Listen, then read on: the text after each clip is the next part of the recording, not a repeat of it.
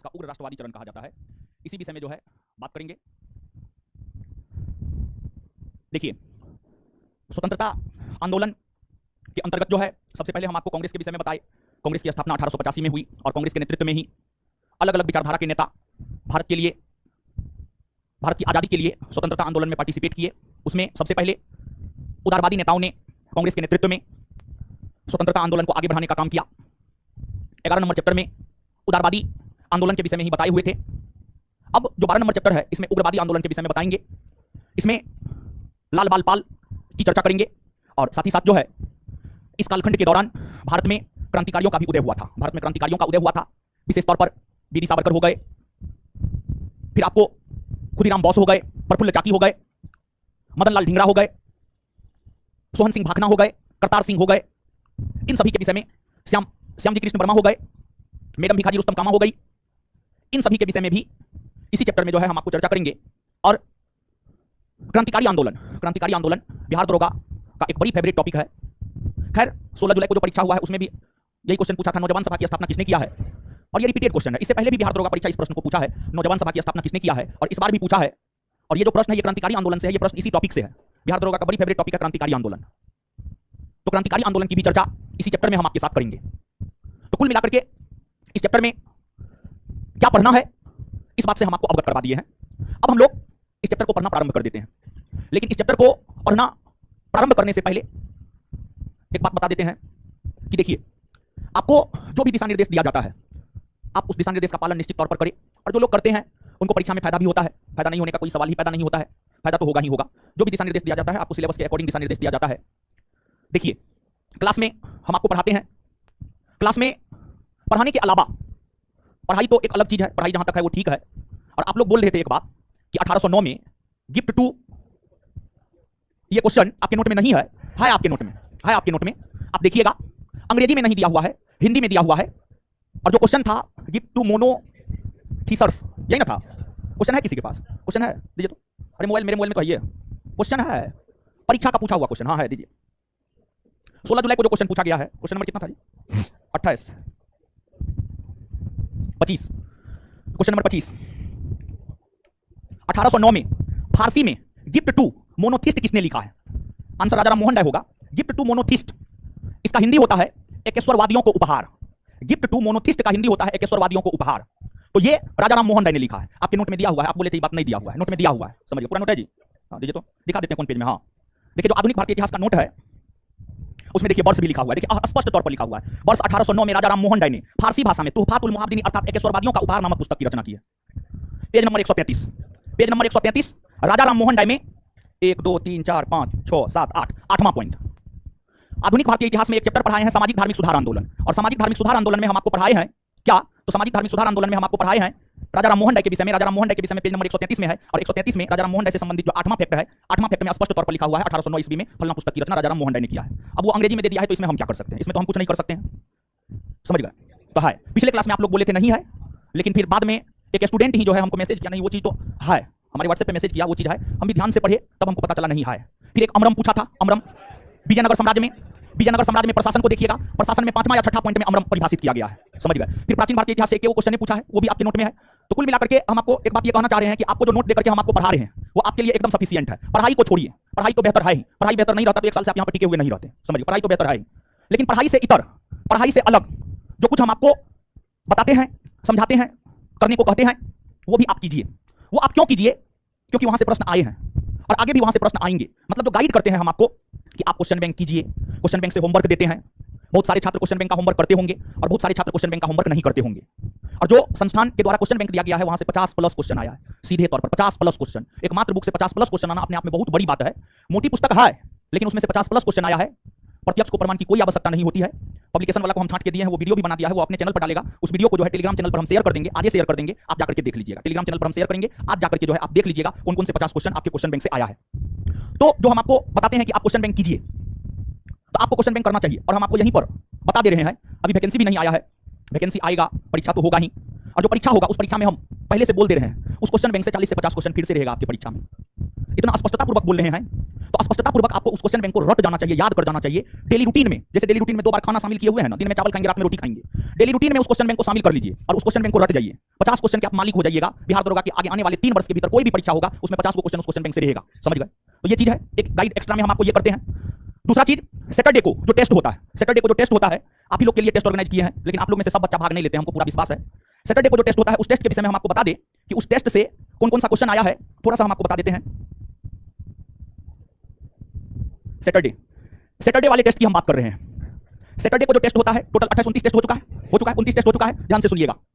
Set number 4 से question number 73 आया है, सेट नंबर 5 से क्वेश्चन नंबर 71 आया है, सेट नंबर 6 से क्वेश्चन नंबर 26 आया है डिस्कशन से, सेट नंबर 9 से क्वेश्चन नंबर 94 आया है, सेट नंबर 10 से क्वेश्चन नंबर 20 और क्वेश्चन नंबर 48 आया है, सेट नंबर 12 से क्वेश्चन नंबर 47 डिस्कशन से, क्वेश्चन नंबर 58 डिस्कशन से आया है, सेट नंबर 14 से क्वेश्चन नंबर 13 आया है, सेट नंबर 15 से क्वेश्चन नंबर 15 आया है, सेट नंबर 16 से क्वेश्चन नंबर 49 आया है, सेट नंबर 17 से क्वेश्चन नंबर 14 आया है और क्वेश्चन नंबर 36 आया है, सेट नंबर 18 से क्वेश्चन नंबर 71 आया है, सेट नंबर 21 से क्वेश्चन नंबर 48 आया है, हाँ 48 आया है, सेट नंबर 22 से क्वेश्चन नंबर 34 आया है, सेट नंबर 24 से क्वेश्चन नंबर 2, 5 तथा डिस्कशन से क्वेश्चन नंबर 44 आया है, सेट नंबर 26 से question number 8, question number 39, set number 29 से question number 13, question number 55 discussion से आया है, सेट नंबर 17 से क्वेश्चन नंबर 16 डिस्कशन से आया है, सेट नंबर 12 से क्वेश्चन नंबर 20 डिस्कशन से आया है।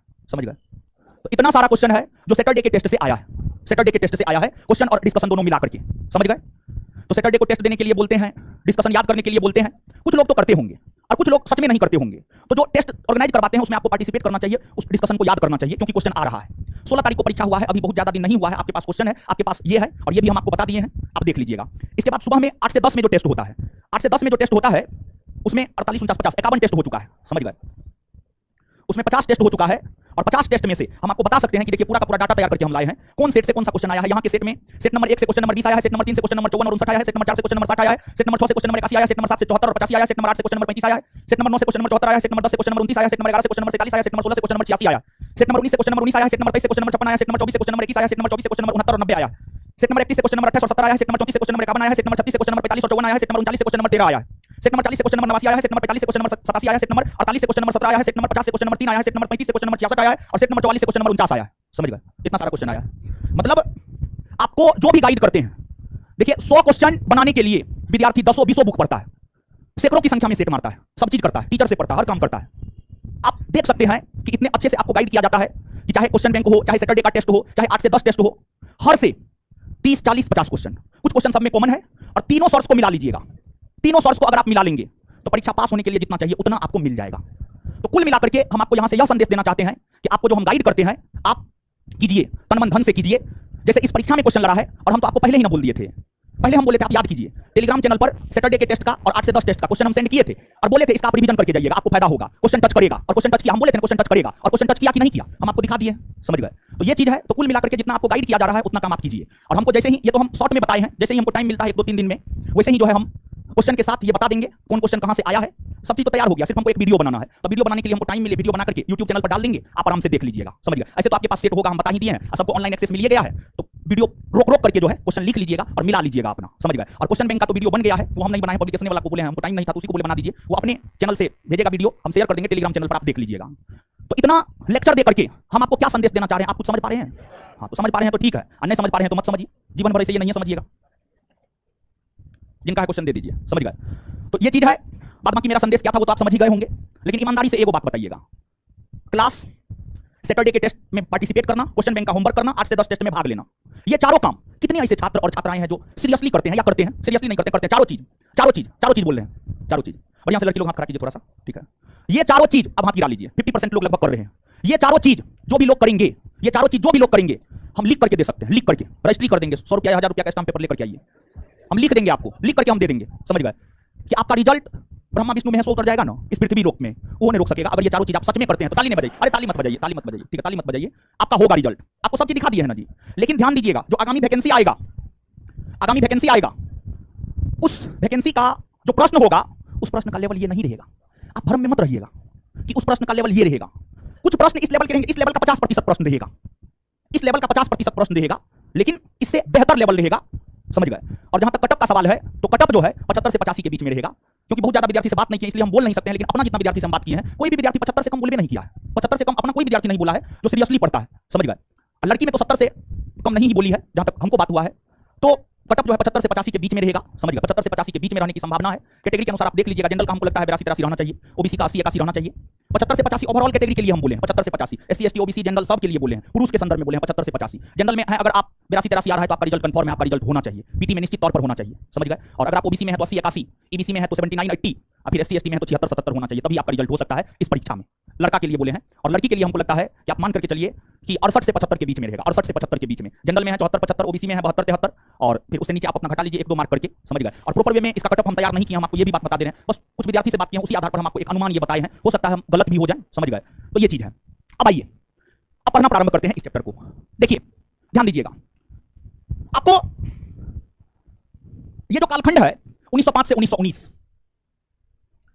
इस कालखंड को उग्रवादी काल या उग्र राष्ट्रवादी काल कहा जाता है। यह जो कालखंड है 1905 से 1919, इस कालखंड को उग्र राष्ट्रवादी काल या उग्रवादी काल कहा जाता है। अब इससे पहले का जो कालखंड था 1885 से 1905, वो उदारवादी कालखंड था। और जो उदारवादी नेता हुआ करते थे, उदारवादी नेताओं का जो कार्य पद्धति था, यानी जो कार्य करने का तरीका था, वह संवैधानिक था। उदारवादी नेताओं का कार्य करने का जो तरीका था वह संवैधानिक था। वह संविधान के दायरे में आकर काम करता था। वह अंग्रेजी सरकार से अपनी कोई भी मांग अनुनय विनय प्रार्थना पत्र स्मरण पत्र के माध्यम से मनवाता था, जिस कारण उग्रवादी नेताओं को लगने लगा कि अगर इस तरीका से हम भारत की आजादी के लिए अंग्रेजी सरकार से डिमांड करते रहे, मांग करते रहे, तो हमें कभी भी आजादी मिलने वाली नहीं है। और अगर हमें आजादी मिलेगी भी तो बहुत वर्षों के बाद आजादी मिलेगी। तो कहने का मतलब यह हुआ, यहां पर हम आपको इस बात को क्लियर करने का प्रयास करेंगे कि आखिरकार कौन सी ऐसी स्थितियां उत्पन्न हुई जिसने उग्र राष्ट्रवाद या उग्र राष्ट्रीयता को बढ़ावा दिया।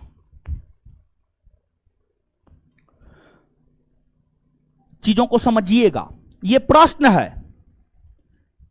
प्रश्न यह है कि आखिरकार कौन सी ऐसी राजनीतिक स्थितियां उत्पन्न हुई जिसने भारत में उग्र राष्ट्रवाद को जन्म दिया। एक तो पहला कारण है उदारवादी नेताओं की काम करने का तरीका। उदारवादी नेताओं का काम करने का तरीका, उन लोगों का काम करने का जो तरीका था, उस तरीका से हमें आजादी संवैधानिक तौर पर मिल सकता था, लेकिन संवैधानिक तौर पर आजादी प्राप्त करने में लंबा समय लग जाता। एक तो यह हो गया। दूसरा, अगर कांग्रेस के भीतर उग्रवादी नेताओं की बात करेंगे तो कांग्रेस के भीतर प्रमुख उग्रवादी नेता लाल बाल पाल और अरविंद घोष, लाला लाजपत राय, बाल गंगाधर तिलक, बिपिन चंद्र पाल और अरविंद घोष, ये सभी उग्रवादी नेता थे।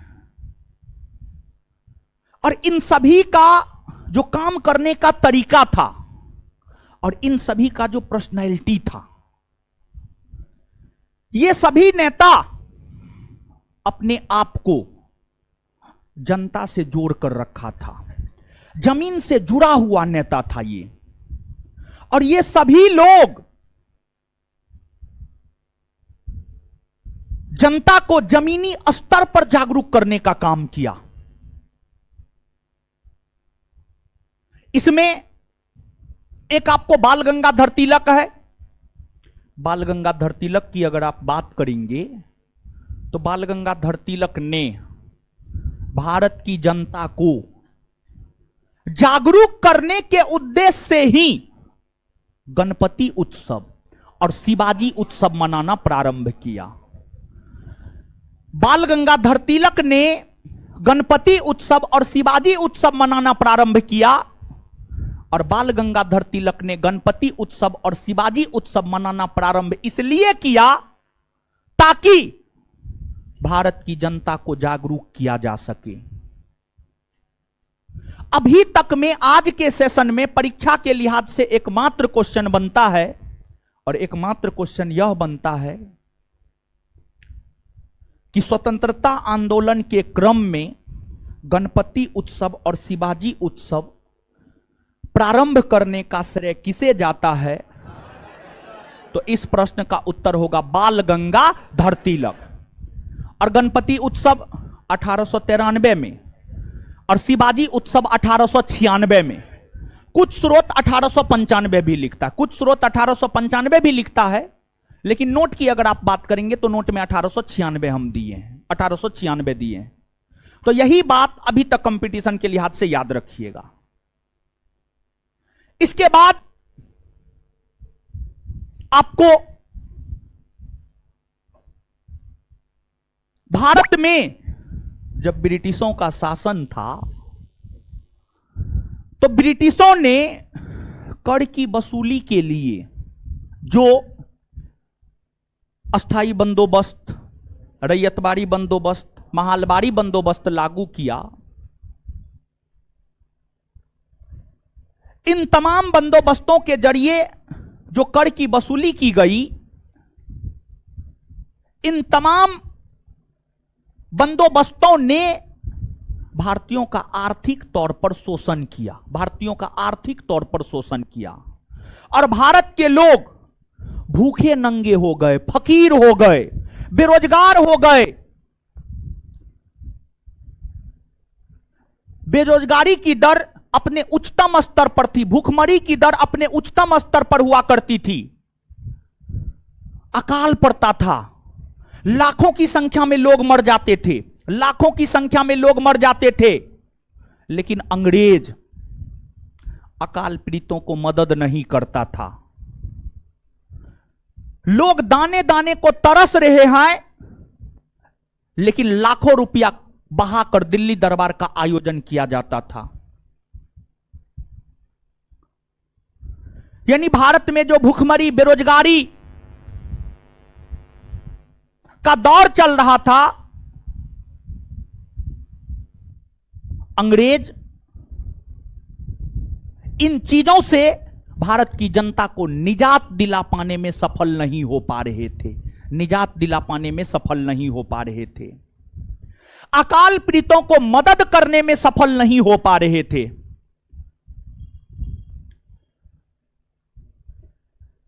और एक तरफ प्लेग फैला हुआ है, अंग्रेज अगर प्लेग प्रभावित क्षेत्र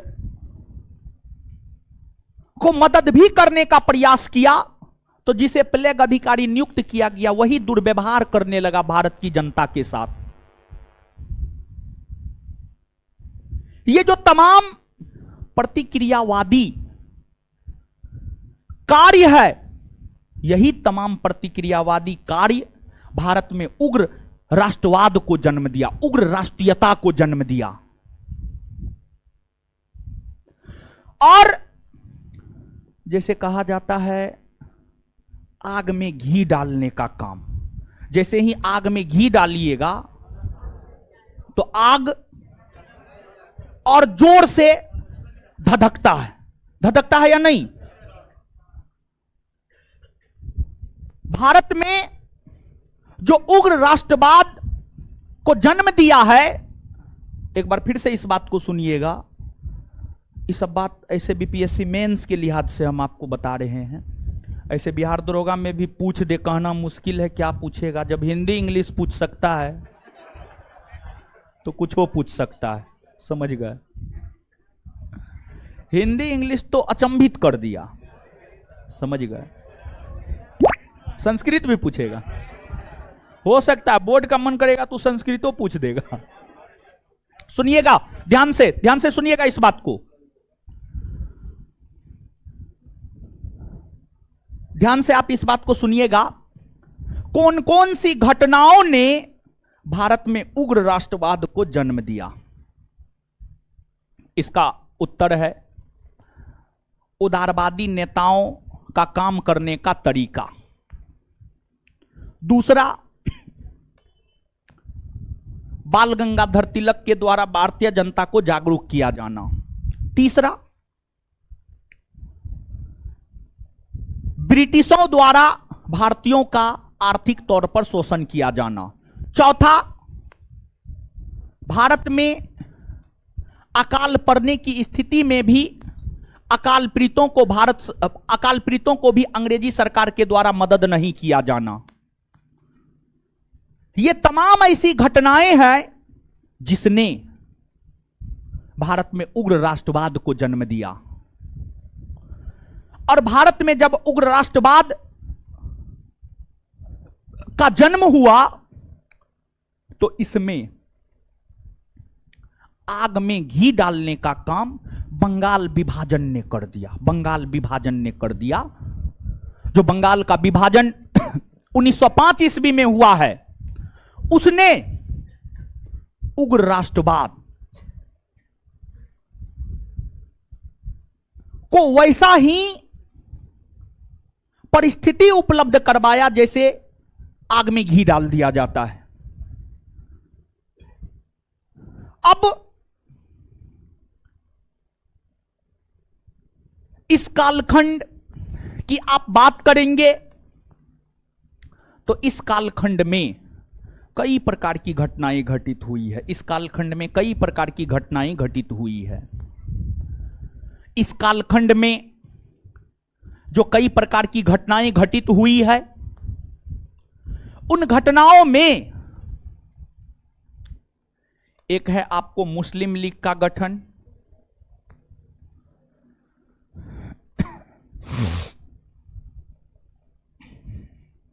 मुस्लिम लीग का गठन। दूसरा है 1907 में कांग्रेस में विभाजन अर्थात सूरत फूट। एक है 1909 का भारत शासन अधिनियम अर्थात मार्ले मिंटो एक्ट पारित होना।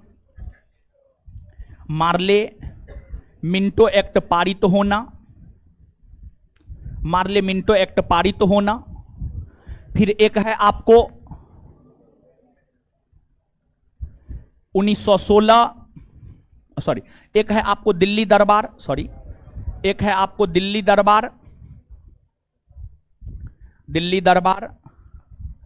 फिर एक है आपको लखनऊ पैक्ट और एक है आपको होम रूल लीग आंदोलन।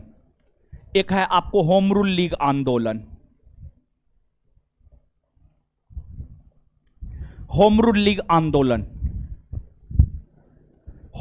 आंदोलन 1916 से 1918 तक चला। लखनऊ पैक्ट 1916 में हुआ। दिल्ली दरबार का आयोजन 1911 में हुआ। 1909 में मार्ले मिंटो एक्ट आया। 1907 में कांग्रेस में सूरत में फूट पड़ी। मुस्लिम लीग का गठन 1906 में हुआ।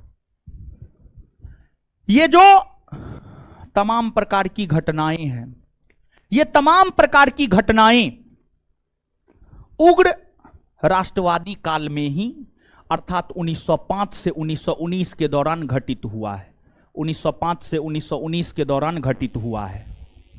अब इन टॉपिकों की चर्चा गाहे बगाहे अभी तक कहीं ना कहीं प्रत्यक्ष या अप्रत्यक्ष तौर पर हम आपको कर चुके हैं। विशेष तौर पर जब हम आपको कांग्रेस पढ़ा रहे थे, कांग्रेस का वार्षिक अधिवेशन बता रहे थे। तो उस दौरान जो है इन टॉपिकों की चर्चा हम आपके साथ किए हैं, लेकिन फिर भी इन टॉपिकों की चर्चा यहां पर भी जो है हम आपको कर दे रहे हैं। नोट में बहुत कुछ है, नोट में इतना कुछ है कि अगर प्रश्न आए और थोड़ा सा आप में दिमाग हो तो बीपीएससी मेंस तक का क्वेश्चन इस नोट से आप लिख सकते हैं। इसमें इतना अच्छा अच्छा वर्ड का संकलन है, इतना सब कुछ है, समझ गए। लेकिन प्रीलिम्स के लिहाज से जो बात महत्वपूर्ण है उसकी चर्चा हम आपके साथ कर रहे हैं, ध्यान से सुनिएगा। देखिए, सबसे पहले हम चर्चा करेंगे मुस्लिम लीग के गठन से, मुस्लिम लीग के गठन से चर्चा करेंगे। आपको 1905 में बंगाल का विभाजन हुआ। बंगाल का विभाजन सांप्रदायिक आधार पर हुआ, हिंदू मुस्लिम आधार पर हुआ। 1905 में बंगाल का विभाजन हुआ और बंगाल का विभाजन सांप्रदायिक आधार पर हुआ, हिंदू मुस्लिम आधार पर हुआ, हिंदू मुस्लिम आधार पर हुआ। बंगाल का विभाजन जब सांप्रदायिक आधार पर हुआ तो आप स्वयं सोचिए ना कि अंग्रेज ने बंगाल का विभाजन सांप्रदायिक आधार पर किया, हिंदू मुस्लिम आधार पर किया, मतलब अंग्रेज की मंशा क्या थी? अंग्रेज की मंशा थी संप्रदायवाद को बढ़ावा देना, संप्रदायवाद को बढ़ावा देना अंग्रेज की मंशा थी, संप्रदायवाद को बढ़ावा देना। अब अंग्रेज की मंशा थी संप्रदायवाद को बढ़ावा देना, इसका क्या मतलब होता है? इसका मतलब यह होता है हिंदू और मुसलमान के बीच फूट डालना, हिंदू और मुसलमान के बीच फूट डालना।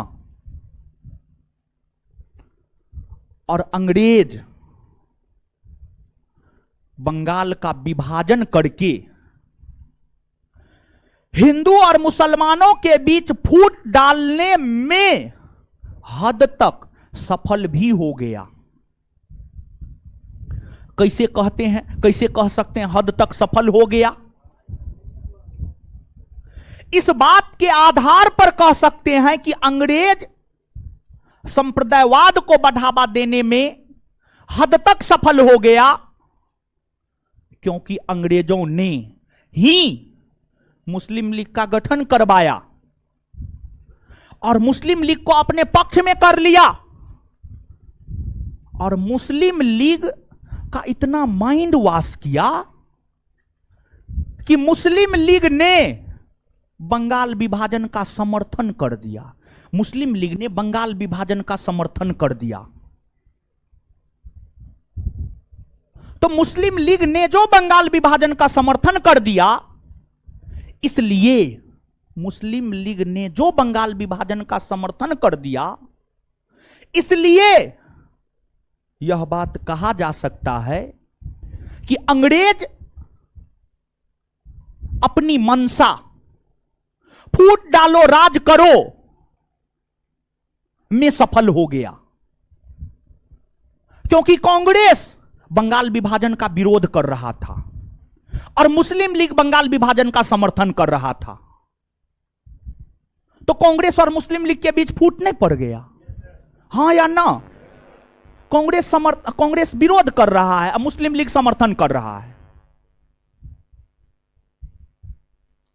यहां पर आज के सेशन में परीक्षा के लिहाज से जो दूसरा महत्वपूर्ण चीज याद रखना है, हमको लगता है कल या परसों के टेस्ट में भी ये क्वेश्चन दिए हुए थे, हाल फिलहाल में टेस्ट में, डेली टेस्ट में हमको लगता है ये क्वेश्चन दिए होते या कहीं दिए हैं, हाल फिलहाल में 2-3 दिन के भीतर कहीं ना कहीं दिए हैं, या हो सकता है आपको नहीं, कहीं किसी और बैच में पढ़ाए होंगे, क्वेश्चन करवाए होंगे, लेकिन 2-3 दिन में ये बात कहीं ना कहीं बोले हैं क्लास में। तो कंपटीशन के लिहाज से आज के सेशन में जो दूसरा बात याद रखना है वह यह याद रखना है कि मुस्लिम लीग ने बंगाल विभाजन का समर्थन किया। मुस्लिम लीग ने बंगाल विभाजन का समर्थन किया, याद रखिएगा। तो मुस्लिम लीग बंगाल विभाजन का समर्थन किया या विरोध? आए क्या किया? क्या किया? इतना बात क्लियर। कंपटीशन के लिहाज से आज का दूसरा पॉइंट याद रखने वाला यह है, आपके बिहार दरोगा परीक्षा के लिहाज से। पहला पॉइंट गणपति उत्सव शिवाजी महोत्सव, और दूसरा पॉइंट ये दोनों पॉइंट याद हो गया ना। चलिए अब आगे बढ़ते हैं। देखिए, आपको 1905 में जब करजन 1905 में जब करजन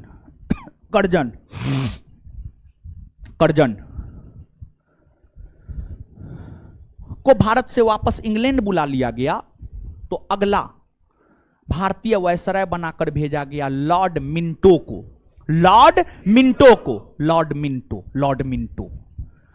और लॉर्ड मिंटो की अगर हम लोग बात करें तो जो लॉर्ड मिंटो है,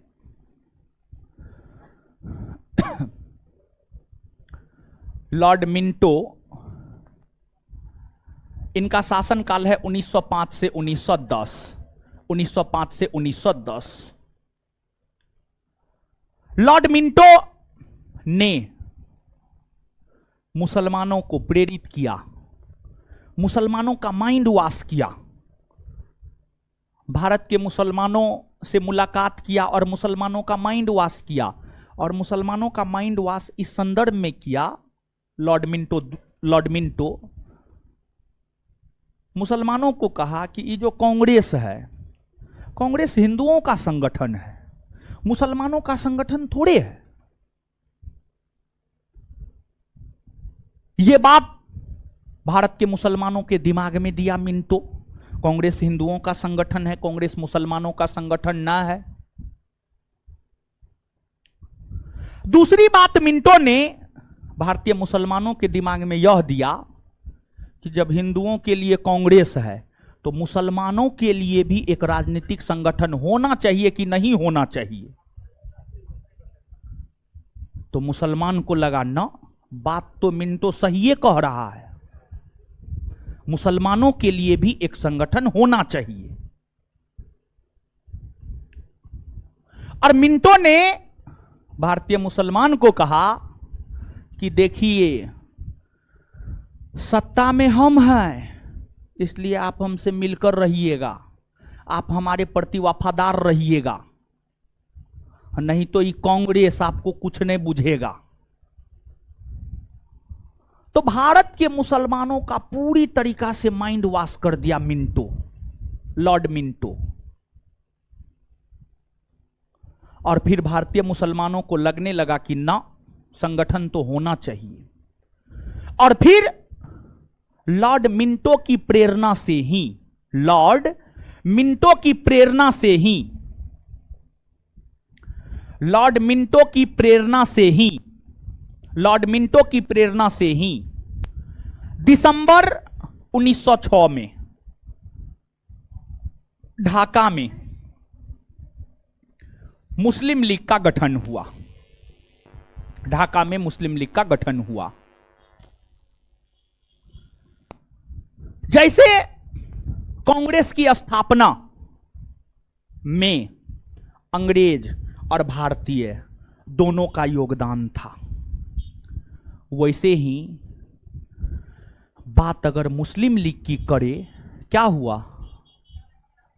लड़का को चक्कर आ गया, आय तोरी का लड़का बेहोश हो गया। लड़की बेहोश होती है तो समझ में आता है, ये लड़का बेहोश हो गया, अरे बाप रे। आप लोग शांत रहिए ना, आप लोग ऐसा थोड़े उठ उठ के देखिएगा तो ठीक अधिकार है उसका, अनुच्छेद 21 के तहत। देखिए देखिए उसको, अरे देखिए उसको, लड़का को देखिए क्या हुआ है उसको। अरे आप बैठे रहिए, आप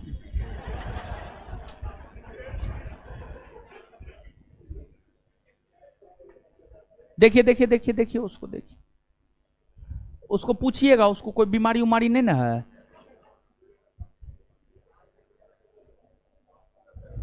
लड़का का बेहोश होना समझ में नहीं आता है, ठीक है, दौड़ने के लिए जाएगा तो बेहोश हो जाएगा और लगता हम दौड़बे नहीं किए।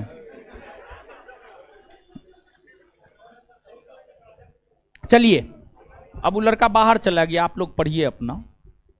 चलिए, जैसे जैसे आपको कांग्रेस की स्थापना में भारतीय और अंग्रेज दोनों का योगदान था, उसी प्रकार से मुस्लिम लीग की स्थापना में भी भारतीय और अंग्रेज दोनों का योगदान था। और मुस्लिम लीग का जो संस्थापक सदस्य है आगा खां, बकारुल मुल्क, ढाका के नवाब सलीमुल्ला, ढाका के नवाब सलीमुल्ला, ये सभी मुस्लिम लीग के संस्थापक सदस्य हैं। ये सभी के सभी मुस्लिम लीग के संस्थापक सदस्य हैं। मुस्लिम लीग की स्थापना लॉर्ड मिंटो की प्रेरणा से हुई और मुस्लिम लीग स्टार्टिंग से ही अंग्रेजों के चाटुकार के तौर पर काम किया करता था, अंग्रेजों के चाटुकार के तौर पर काम किया करता था। और अंग्रेजों ने ही मुसलमानों के कान में भरा कि आपकी संख्या तो कम है, आप चुनाव उनाव लड़िएगा थोड़े जीत पाइएगा, नहीं जीत पाइएगा।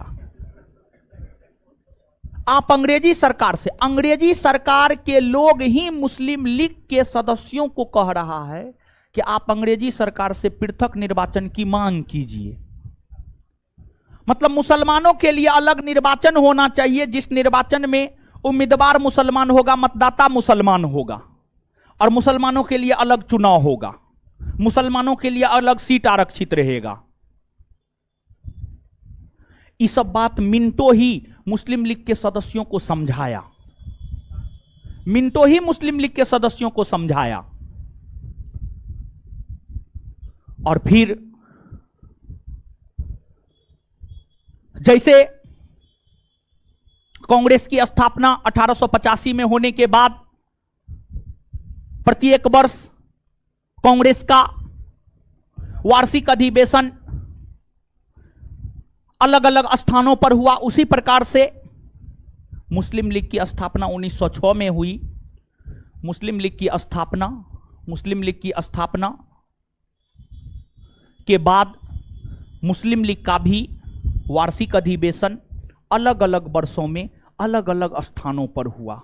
मुस्लिम लीग का भी वार्षिक अधिवेशन अलग अलग वर्षों में अलग अलग स्थानों पर हुआ।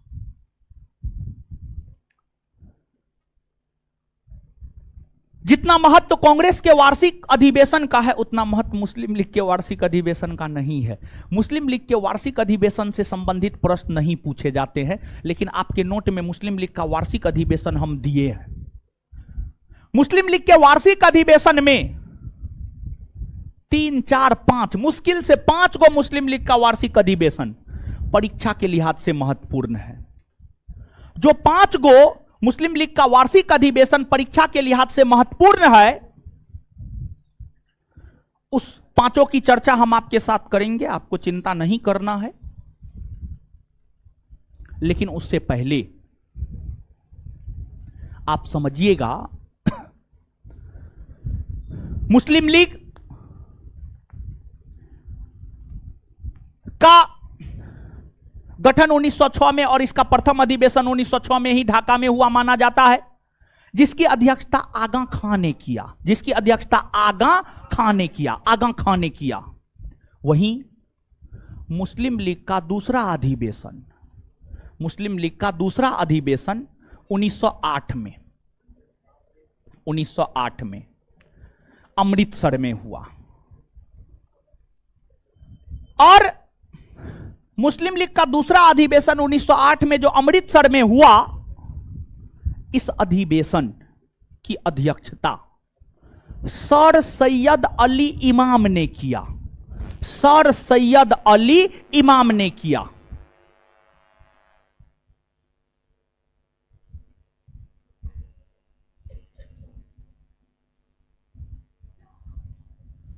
सर सैयद अली इमाम ने किया।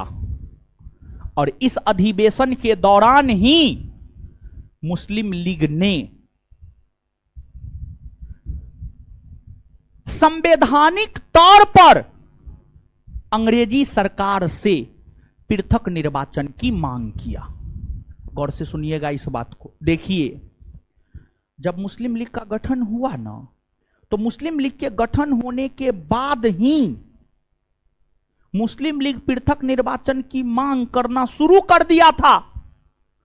लेकिन मुस्लिम लीग ने अपने किस अधिवेशन में पृथक निर्वाचन की मांग किया, तो इस प्रश्न का उत्तर हो जाएगा 1908 का अमृतसर अधिवेशन। यह बात आपसे पूछा जा सकता है। ये महत्वपूर्ण है, ये महत्वपूर्ण है, महत्वपूर्ण है, ये महत्वपूर्ण है ये। तो संवैधानिक तौर तरीका से या वैधानिक तौर पर या औपचारिक तौर पर मुस्लिम लीग ने 1908 के अमृतसर अधिवेशन में अंग्रेजी सरकार से पृथक निर्वाचन की मांग किया, पृथक निर्वाचन की मांग किया। और देखिए, आप याद कीजिए, हम आपको बताए हुए हैं, जब उदारवादी युग बता रहे थे तो हम आपको बताए थे, दादा भाई नेहरू 1887 में लंदन गए, एसएन बनर्जी 1888 में लंदन गए। दोनों ने मिलकर 1889 में लंदन में भारतीय राष्ट्रीय कांग्रेस के ब्रिटिश समिति का गठन किया। कुछ याद आ रहा है? दादा भाई नेहरू जी और एसएन बनर्जी ने मिलकर 1889 में भारतीय राष्ट्रीय कांग्रेस के ब्रिटिश समिति का गठन लंदन में किया। मतलब भारतीय राष्ट्रीय कांग्रेस का एक शाखा लंदन में स्थापित किया, भारतीय राष्ट्रीय कांग्रेस का एक शाखा लंदन में स्थापित किया। जैसे लंदन में भारतीय राष्ट्रीय कांग्रेस की एक शाखा 1889 में स्थापित की गई थी, उसी तर्ज पर मुस्लिम लीग का भी एक शाखा 1908 में लंदन में स्थापित किया गया। मुस्लिम लीग का भी एक शाखा 1908 में लंदन में अमीर अली के नेतृत्व में स्थापित किया गया था। अमीर अली के नेतृत्व में स्थापित किया गया था। यानी कुल मिलाकर के अगर आप देखेंगे ना, तो आपको यह पता चलेगा कि जो तौर तरीका कांग्रेस ने अपनाया था, वही तौर तरीका मुस्लिम लीग ने भी अपनाया। लेकिन कांग्रेस अपने कार्य में सफल हो गया, मुस्लिम लीग भी अपने कार्यों में सफल हुआ। कैसे कह सकते हैं कि कांग्रेस सफल हुआ? कांग्रेस सफल हुआ इस आधार पर कह सकते हैं कि कांग्रेस का गठन भारत को आजादी दिलाने के लिए हुआ था। कांग्रेस ने भारत को आजादी दिला दिया। और कैसे कह सकते हैं मुस्लिम लीग सफल हो गया? तो देखिए, मुस्लिम लीग का गठन पाकिस्तान के निर्माण के लिए नहीं हुआ था। मुस्लिम लीग का गठन अंग्रेजों ने भारत में फूट डालो राज करो की नीति को क्रियान्वित करने के लिए किया था। और अंग्रेज इसमें सफल भी हुआ।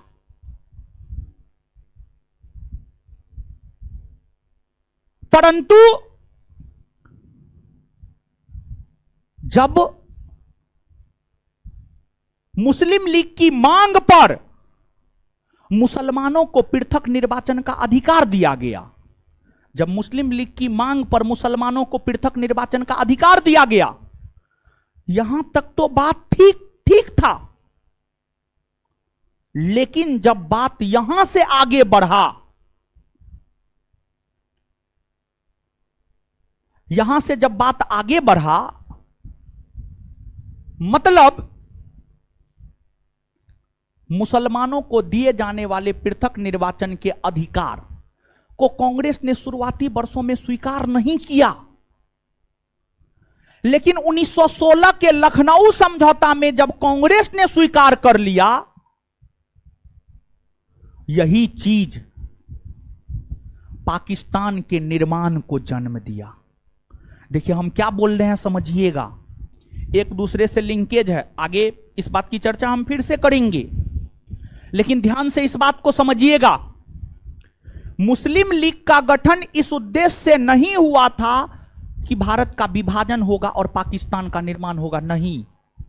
मुस्लिम लीग का विभाजन अंग्रेज फूट डालो राज करो की नीति के तहत किया था, फूट डालो राज करो की नीति के तहत किया, और उसमें अंग्रेज सफल भी हुआ। लेकिन जब मुसलमानों को पृथक निर्वाचन का अधिकार मिला,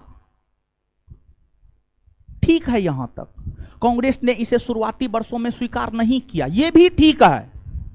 लेकिन जब कांग्रेस ने, ध्यान से सुनिएगा, बड़ी डीप में प्रश्न नहीं पूछेगा तो जवाब नहीं दे पाइएगा, आप पढ़ भी रहे हैं फिर भी जवाब नहीं दे पाइएगा, ध्यान से सुनिएगा इस बात को। लेकिन जब कांग्रेस ने 1916 के लखनऊ समझौता में मुसलमानों को दिए जाने वाले पृथक निर्वाचन के अधिकार को जब स्वीकार लिया, वही घटना पाकिस्तान के निर्माण को लेकर बीज बोने का काम किया। जैसे कहा जाता है, अगर कोई थोड़ा झुका है ना, तो उसको आप जितना चाहे उतना झुका सकते हैं। अगर कोई आपको 10 रुपया उधार दे दिया है, तो आप उससे जितना चाहे उतना ऋण ले सकते हैं। मतलब कांग्रेस एक बार झुक गया। कांग्रेस जब मुस्लिम लीग के सामने एक बार झुक गया, तो अब मुस्लिम लीग को लगने लगा कांग्रेस तो मेरे सामने झुक गया, अब क्या, कांग्रेस को तो हम कभियो झुका सकते हैं। और हुआ यही, कांग्रेस को झुका दिया और भारत का विभाजन करवा लिया और पाकिस्तान का निर्माण हो गया। तो यहां से एक बड़ी शानदार क्वेश्चन बनता है, अगर आप समझे हैं तो जवाब दीजिएगा। ऑप्शन भी हम आपको देंगे, ध्यान से जवाब दीजिएगा, क्वेश्चन पहले समझिएगा। किस घटना ने पाकिस्तान निर्माण के बीज को बोया? ऑप्शन सुनिए ना, पहले ऑप्शन सुनिए। 1906 में मुस्लिम लीग का गठन, ऑप्शन बी। मुसलमानों को दिए जाने वाले पृथक निर्वाचन का अधिकार, ऑप्शन सी। मुसलमानों को दिए जाने वाले पृथक निर्वाचन के अधिकार को कांग्रेस द्वारा स्वीकार किया जाना, ऑप्शन डी इनमें से कोई नहीं, ऑप्शन सी होगा। याद रखिएगा इस बात को, ठीक है। अब समझिएगा, अब यहां से आगे कंटिन्यू करते हैं, थोड़ा आगे चले गए थे, समझ गए, यहां से आगे कंटिन्यू करते हैं। और ध्यान दीजिएगा, यह प्रश्न भी पूछा गया है, मुस्लिम लीग के एक शाखा का गठन लंदन में 1908 में किसके नेतृत्व में हुआ है? ये पूछा गया क्वेश्चन है। आप पूर्वावलोकन पलट करके देखिएगा, कोई पीसीएस इस क्वेश्चन को पूछा है, और पीसीएस का कुछ पूछा हुआ क्वेश्चन बिहार दरोगा में रिपीट होता है, तो ये भी बड़ी महत्वपूर्ण है। तो यहां तक 2-3 बात जो कंपटीशन के लिहाज से थोड़ा सा महत्वपूर्ण है, इसको याद कर ले, 1 सेकंड में याद कर लेते, फिर आगे बढ़ जाइएगा। मुस्लिम लीग की स्थापना का प्रेरणा स्रोत किस अंग्रेज वायसराय को माना जाता? आए क्लियर है? एक बार फिर से, मुस्लिम लीग की स्थापना का प्रेरणा स्रोत किस अंग्रेज वायसराय को माना? यह ठीक है। एक दूसरा प्रश्न, जैसे एक प्रश्न पूछा जाता है, कांग्रेस की स्थापना के समय भारतीय वायसराय कौन थे? तो आप जवाब देते हैं लॉर्ड डफरिन, लॉर्ड। उसी प्रकार से यहां पर एक सवाल है, मुस्लिम लीग की स्थापना के समय भारतीय वायसराय कौन था? Lord Minto. 1905 से 1910 है ना जी। और मुस्लिम लीग का गठन कब हुआ? 1900। मुस्लिम लीग का गठन कब हुआ? दिसंबर 1900। मुस्लिम लीग का गठन कब हुआ? मुस्लिम लीग का गठन कब हुआ? दिसंबर 1900। उस समय भारतीय वायसराय कौन था? भारतीय वायसराय कौन था? और मुस्लिम लीग का गठन हुआ कहां है? कहां हुआ है? कहां हुआ है? मुस्लिम लीग का गठन कहां हुआ है? कहां हुआ है? अच्छा, 1908 में मुस्लिम लीग का वार्षिक अधिवेशन कहां हुआ? 1908 में मुस्लिम लीग का वार्षिक अधिवेशन कहां हुआ? कहां हुआ? इसकी अध्यक्षता किसने किया? इसकी अध्यक्षता किसने किया? क्या? सर सैयद अली इमाम। ठीक है, चलिए इसके बाद मुस्लिम लीग ने अपने किस अधिवेशन में औपचारिक तौर पर अंग्रेजी सरकार से पृथक निर्वाचन की मांग किया? 1908 अमृतसर अधिवेशन। मुस्लिम लीग ने अपने किस अधिवेशन में अंग्रेजी सरकार से औपचारिक तौर पर पृथक निर्वाचन की मांग किया? 1908 का। अच्छा, मुस्लिम लीग का शाखा लंदन में खोला गया था, हाँ या ना? मुस्लिम लीग का शाखा लंदन में कब खोला गया? कब खोला गया? कब खोला गया? 1908 में खोला गया। अब आगे बताइएगा, 1908 में किसके नेतृत्व में खोला गया? किसके नेतृत्व में? किसके नेतृत्व में? अमीर। इतना बात समझ में आया? अब समझिएगा यहां पर आप, अब सब तो अंग्रेजे का करा धरा था। अंग्रेजे दिमाग में दिया फलना फलना मांग कीजिए, हम आपको दे देंगे, आप चिंता मत कीजिए, हम आपके साथ हैं, आप हमारे साथ रहिए। समझ गए?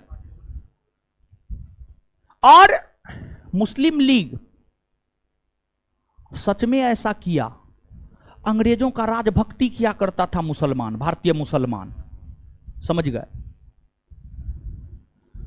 तो अब देखिएगा 1909 में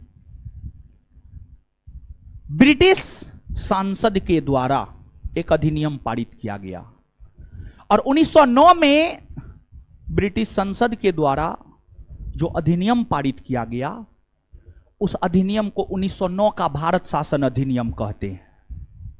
और 1909 के भारत शासन अधिनियम को उस समय के भारत सचिव लॉर्ड मार्ले और भारतीय वायसराय लॉर्ड मिंटो ने मिलकर बनाया था, जिस वजह से 1909 के भारत शासन अधिनियम को मार्ले मिंटो एक्ट भी कहा जाता है। मार्ले मिंटो एक्ट भी कहा जाता है। 1909 का जो भारत शासन अधिनियम है, जिसे मार्ले मिंटो एक्ट भी कहा जाता है, जिसे मार्ले मिंटो एक्ट भी कहा जाता है, इस एक्ट के तहत मुसलमानों को पृथक निर्वाचन का अधिकार दे दिया गया। इस एक्ट के तहत मुसलमानों को पृथक निर्वाचन का अधिकार दे दिया गया। और जब इस एक्ट के तहत मुसलमानों को पृथक निर्वाचन का अधिकार दे दिया गया, तो कांग्रेस ने कहा हम इस बात को नहीं मानते हैं।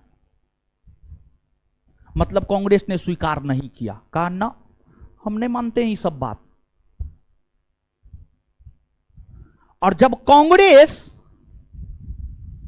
अंग्रेजी सरकार द्वारा मुसलमानों को दिए जाने वाले पृथक निर्वाचन के अधिकार को स्वीकार नहीं किया,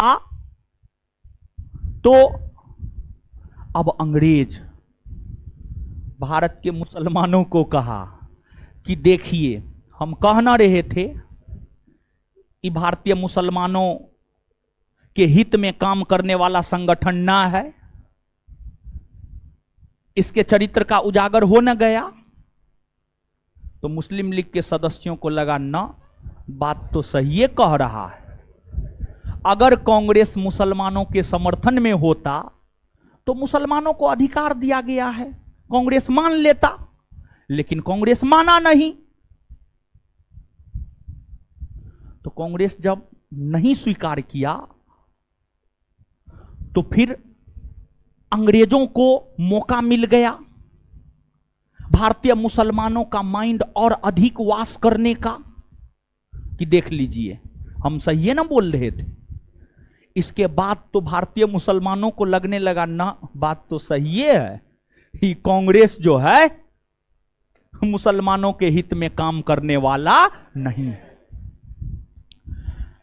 लेकिन कांग्रेस बड़ी दूरदर्शी था। कांग्रेस ये बात जानता था कि अगर हम स्वीकार लिए तो फिर आगे बहुत कुछ हो सकता है। और जब यह अधिनियम 1909 का भारत शासन अधिनियम पारित हुआ और मुसलमानों को पृथक निर्वाचन का अधिकार दिया गया, तो इस पर लॉर्ड मिंटो ने लॉर्ड मार्ले को खत लिखा। लॉर्ड मिंटो ने मार्ले को खत लिखा। लॉर्ड मिंटो ने मार्ले को खत लिखा और खत लिखकर क्या कहा जानते हैं? मिंटो ने मार्ले को खत लिखकर यह कहा कि हम नाक के मुंह में दांत बो रहे हैं, हम नाक के मुंह में दांत बो रहे हैं और इसका परिणाम बहुत भयंकर होने वाला है। अंग्रेजों को इस बात का एहसास हो गया था कि भारत में अब बहुत बड़ा दंगा होगा और मुस्लिम को हम इतना माइंड वॉश कर देंगे। माइंड वॉश तो हम करिए चुके हैं। 1906 से 1909 के बीच में पूरा दिमाग भर दे दिया, तुम पूरा का पूरा दिमाग भर दिया था। तो अंग्रेजों को भी इस बात का एहसास हो चुका था। कहने के लिए तो ये छोटी घटना है, लेकिन ये बहुत बड़ा काम करेगा। गौर से इस बात को सुनिएगा। नाक के मुंह में दांत बोना, नाग सर्पीला सर्प होता है, विषैला सर्प होता है, सॉरी विषैला सर्प होता है, काफी विष होता है। नाक काट लेने के बाद आदमी नहीं बचता है, लगभग नहीं के बराबर बचता है। इमीडिएट अगर इलाज होता है तभी बच पाता है, नहीं तो नहीं बच पाता है, नहीं बच पाता है। मैक्सिमम केस में नहीं है बच पाता है। और नाक के मुंह में दांत बोना, और सांप तो दांते से न काटता है जी, और उसके दांत में ही विष होता है।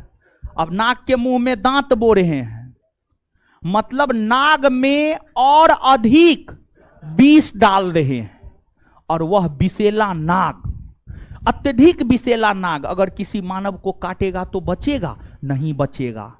इस बात का एहसास अंग्रेज को भी था। और यह बात आपसे पूछा जाता है, यह बात आपके नोट में है, लेकिन से के जगह ने होगा, ने हो जाएगा तो स्पष्ट हो जाएगा। से जो लिखा गया है वहां पर स्पष्ट नहीं हो रहा। हम जहां पे बोल रहे हैं से के जगह ने करने के लिए आप कीजिएगा, नोट दीजिएगा। जहां पर से के जगह कहेंगे ने करने के लिए ने कीजिएगा।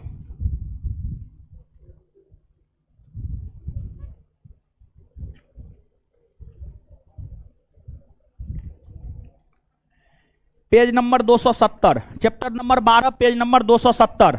आइए, चैप्टर नंबर 12 और पेज नंबर 270। पेज नंबर 270 पे आए। 270 में देखिए, मार्ले मिंटो सुधार 1909 है। इसमें 1 2 3 4 5 6 7, सातवां पॉइंट। सातवां पॉइंट पढ़ के समझिए तो समझ में आ रहा है, पढ़ के समझिए तो समझ में आ रहा है। सातवां पॉइंट में थोड़ा सुधार कीजिएगा। इसी अधिनियम के संबंध में लॉर्ड मिंटो ने लॉर्ड मार्ले को लिखा था, हम नाक के दांत बो रहे हैं, इसका फल भीषण होगा। बड़ी महत्वपूर्ण स्टेटमेंट है, याद रखिएगा। इस स्टेटमेंट को कैसे कैसे पूछा जाता है इस बात को आप समझिएगा, ठीक है। से के जगह ने कर लिए, अब ने कर लिए होंगे तो आपको स्पष्ट हो गया होगा। से रहने से स्पष्ट नहीं हो रहा है कि मार्ले कह रहा है कि मिंटो कह रहा है, समझ गए। लेकिन अब स्पष्ट हो गया है कि लॉर्ड मिंटो कह रहा है लॉर्ड मार्ले से। किसका? तो अंग्रेजों को भी यह मालूम था कि इसका परिणाम बड़ी भयंकर होगा, और जब कांग्रेस ने मुसलमानों को दिए जाने वाले पृथक निर्वाचन के अधिकार को स्वीकार नहीं किया, तब मुस्लिम लीग कहा हम कांग्रेस को स्वतंत्रता आंदोलन में साथ नहीं देने जा रहे हैं। कांग्रेस अपना लड़े, देश के आजादी के लिए लड़े। मुस्लिम लीग ने कहा हम भारत के मुसलमानों को अधिकार दिलाने के लिए लड़ेंगे। मुस्लिम लीग का शुरुआती वर्षों में यह लक्ष्य नहीं था कि देश को आजाद करवाना है, नहीं, यह लक्ष्य नहीं था। बल्कि मुस्लिम लीग का तो शुरुआती वर्षों में यह लक्ष्य था भारत के मुसलमानों को अधिकार दिलवाना, भारत के मुसलमानों को शिक्षित करना, भारत के मुसलमानों को अधिकार दिलवाना, यह लक्ष्य था मुस्लिम लीग का। तो मुस्लिम लीग कांग्रेस को देश के आजादी, देश के स्वतंत्रता आंदोलन में साथ नहीं देने लगा। भारत की राष्ट्रीय राजनीति में उससे पहले ही जिन्ना का प्रवेश हो चुका था। जिन्ना अपने राजनीतिक कैरियर के शुरुआती वर्षों में, जिन्ना अपने राजनीतिक कैरियर के शुरुआती वर्षों में हिंदू मुस्लिम एकता के प्रबल समर्थक हुआ करते थे, बहुत बड़े समर्थक हुआ करते थे। लेकिन बाद में पता नहीं उसको कौन मच्छर काटा कि वो भारत विभाजन, पाकिस्तान की मांग करने पर जोर दे दिया पूरा। आपको वर्ष 1933-34 तक की बात कर रहे हैं, जब कैम्ब्रिज विश्वविद्यालय में पढ़ने वाला एक छात्र चौधरी रहमत अली कहा कि पंजाब, सिंध, कश्मीर को मिलाकर पाकिस्तान बनाएंगे, तो उसका जिन्ना ने मजाक उड़ाया, कहा बट ये बच्चा है, ये तो स्टूडेंट है, ये क्या बोलेगा, ऐसा कोई बात नहीं, पाकिस्तान उकिस्तान बनने वाला ना है। 1933-34 का बात हम कर रहे हैं। 1933-34 तक जिन्ना के दिमाग में ये सब कुछ था ही नहीं। लेकिन उसके बाद पता नहीं 1937 में जो प्रांतीय विधानसभा के चुनाव हुए, उसी में जिन्ना को एक मच्छर काट लिया था, पाकिस्तान वाला, पाकिस्तान का निर्माण वाला मच्छर काटा था 1937 के प्रांतीय विधानसभा चुनाव में। और उसी के बाद से जिन्ना के दिमाग में पाकिस्तान इंटर कर गया था, समझ गए। और फिर जिन्ना को कितना भी गांधी तथा कांग्रेस ने मनाया, जिन्ना नहीं माना। लेकिन बाद में जानते हैं जिन्ना भी बड़ी अफसोस कर रहा था जब पाकिस्तान बन गया ना। जैसे अभी कुछ विद्यार्थी अफसोस कर रहे होंगे, काश क्वेश्चन बैंक अच्छा से करके जाते, काश सैटरडे का टेस्ट अच्छा से देकर जाते, काश 8 से 10 टेस्ट अच्छा से देकर जाते, काश। वैसे ही जब सांप्रदायिक आधार पर पाकिस्तान बन गया, जिन्ना को बड़ी अफसोस हो रहा था कि पाकिस्तान बना, इस बात का अफसोस नहीं था। सांप्रदायिक आधार पर सिर्फ मुसलमानों के लिए एक अलग राष्ट्र पाकिस्तान बना, इस बात का उसको अफसोस था। और जिन्ना भी यह चाहता था कि भारत के तरह पाकिस्तान भी एक पंथ निरपेक्ष राष्ट्र बने, धर्म निरपेक्ष राष्ट्र बने। पॉसिबल था? कभी नहीं। जिन्ना को बड़ी अफसोस था और जिन्ना का अंतिम समय बड़ी कष्ट में गुजरा है। इतना भयंकर काम करवाया है, इतना दंगा करवाया है, जिन्ना के कारण इतने निर्दोष लोग, इनोसेंट लोग मारे गए हैं। हाँ, उसका मृत्यु इतना आसानी से हो जाएगा? जीवन का अंतिम घड़ी जो है ना, जिन्ना तरफ तरफ के मरा है, कोई पूछने वाला जिन्ना को नहीं था। भले ही पाकिस्तान आज उसको राष्ट्रपिता मानता हो, लेकिन जब जिन्ना अपने जीवन का अंतिम समय गुजार रहा था तो जिन्ना को पूछने वाला कोई नहीं था, जिन्ना को पहचानने वाला कोई नहीं था। समझ गए? तो अब यहां पर 2-3 बात है कंपटीशन के लिहाज से जो आपको याद रखना है, याद कर लीजिए। तो एक बात, मुसलमानों को पृथक निर्वाचन का अधिकार कौन अधिनियम के तहत दिया? कौन अधिनियम?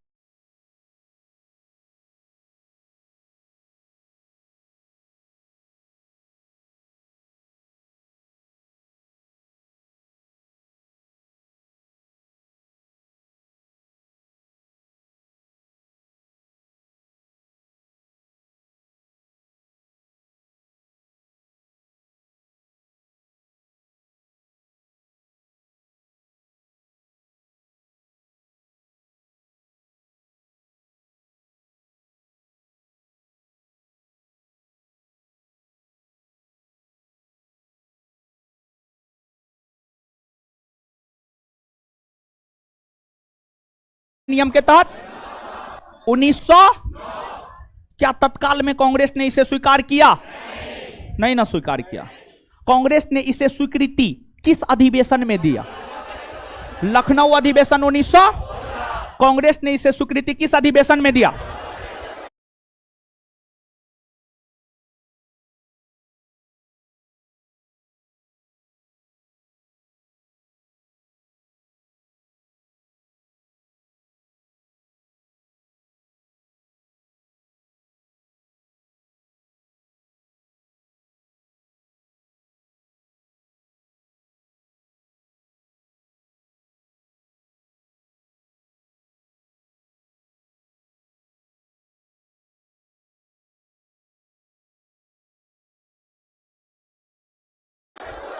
लखनऊ अधिवेशन 1900। लखनऊ अधिवेशन 1900। इतना बात समझ में आया? अब इसके बाद किस अधिनियम, ध्यान से सुनिएगा, किस अधिनियम के संदर्भ में लॉर्ड मिंटो ने मार्ले को खत लिखकर यह कहा कि हम नाक के मुंह में दांत बो रहे हैं? क्वेश्चन समझ पा रहे हैं? 1900। एक बार फिर से सुनिएगा, किस अधिनियम के संदर्भ में मिंटो ने मार्ले को खत लिखकर यह कहा कि हम इस अधिनियम के तहत नाक के मुंह में दांत बो रहे हैं? 1900। 1900 क्लियर है। और यह स्टेटमेंट किसने दिया है? मिंटो ने। किसने?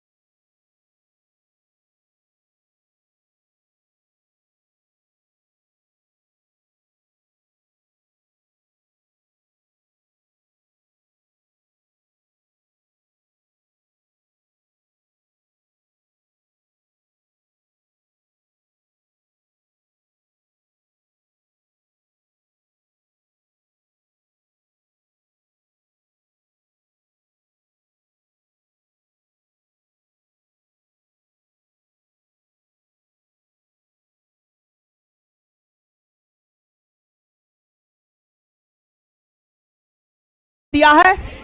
किसने दिया है? कितना बात समझ में आया? है क्या? हाँ हाँ ठीक है, जो बात आप बोल रहे वो भी सही है, ठीक है। चलिए इस प्रकार आगे मुस्लिम लीग के विषय में थोड़ा सा आप और जानिए। मुस्लिम लीग का वार्षिक अधिवेशन में जो है 3, 4, 5 वार्षिक अधिवेशन महत्वपूर्ण है, समझ गए। उसको हम लोग उसको दीजिए, हम टिक मरवा देते हैं। नहीं तो छोड़िए, अगले क्लास में टिक मरवा देंगे, टाइम हो गया। दीजिए दीजिए दीजिए, मरवाइए, छोड़िए अगले क्लास में मरवा। आज के लिए इतना ही। अब देखिए आपको जो है टेस्ट डिस्कशन वाला एगो टीचर व्यवस्था किए हैं, समझे? बढ़िया से करवा देंगे जी, आप लोग काहे टेंशन लेते हैं? अरे हम है ना जी, हम थे, देख रहे थे, मारेंगे मुंह तोड़ देंगे। देखिए मैसेज आया, आज का डिस्कशन अच्छा था। थोड़ा आगे वाला लड़का दिक्कत कर रहा था। आगे में कौन था? जिससे कुछ आंसर जानबूझकर गलती करवा रहा था, लेकिन नॉलेज से अच्छा दिख रहे थे। अरे मेरे साथ पढ़ा है वो, ठीक है। तो जो है अरे हो जाएगा, पहला टेस्ट था बकलोल भी, समझ लो, उसमें सुधार होगा, आपका है टेंशन।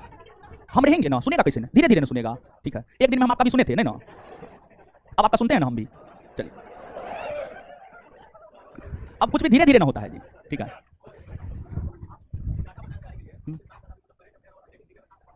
करंट अफेयर और स्टैटिक जी के साथ में पढ़ा जाए। पढ़िए ना, क्या दिक्कत, पढ़िए ना, क्या दिक्कत, गड़बड़ थोड़े है, पढ़ना खराबी थोड़े है। दीजिए होमवर्क, होमवर्क जो दिए थे दीजिए।